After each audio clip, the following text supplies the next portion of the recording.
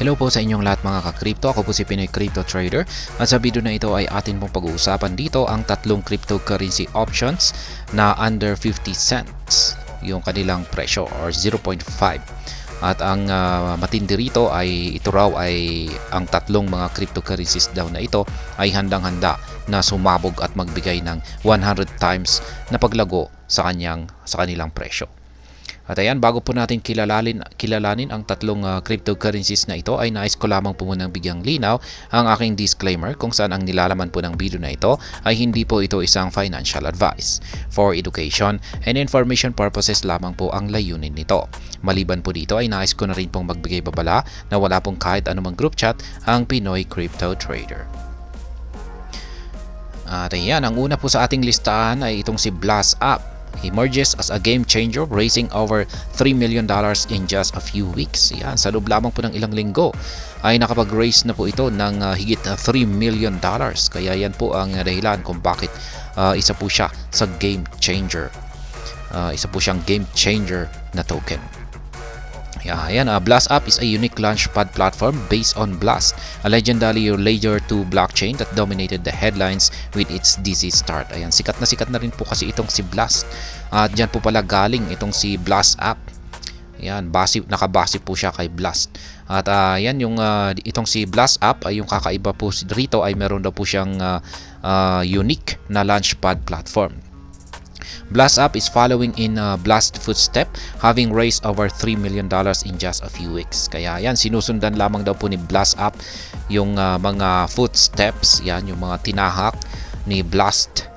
Yan, kung saan ay ngayon ay nagkaroon po siya ng kagulat-gulat na $3 million na fund sa loob lamang po ng ilang linggo. Yan, ang pangalawa naman po rito ay si Fluky Ino. Yan, Fluky's rapid growth sparks high expectation. Yan, napakabilis po kasi ng paglago ng market price ni Fluky Ino. Yan po yung nagdulot ng mataas na expectation ng maraming mga investors. The impressive climb of 609.10% in the past month and an astonishing 1,459.48% over 6 months is not something to overlook. Kaya yan, ganyan po katindi yung kahangahangang ipinakita na past performance nitong si Fluky Ino.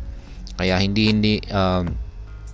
yan po yung nakikita ng maraming mga crypto analyst dito kay Fluky Ino.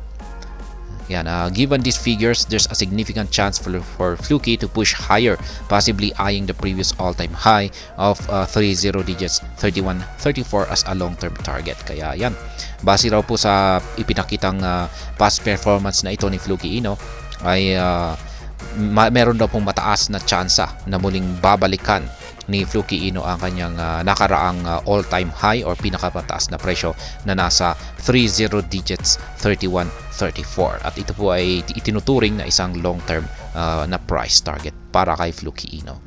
Yan, at ang pangatlo ay itong si Dogecoin. Dogecoin growth uptrend with caution ahead. Dogecoin has shown impressive growth with 106.85% increase in the past month and 189.11% over 6 months, signaling a strong uptrend. And meron po tayong magagandang mga fundamental na mga fundamental events dito napaparating para kay Dogecoin. Ayan, marami pong mga crypto expert ang nagsasabi na magpapakita po ng magandang performance itong si Dogecoin pagsapit po ng April 20, 2024. Sapagkat ang April 20 ay itinuturing po itong International Dogecoin Day or International Dogecoin.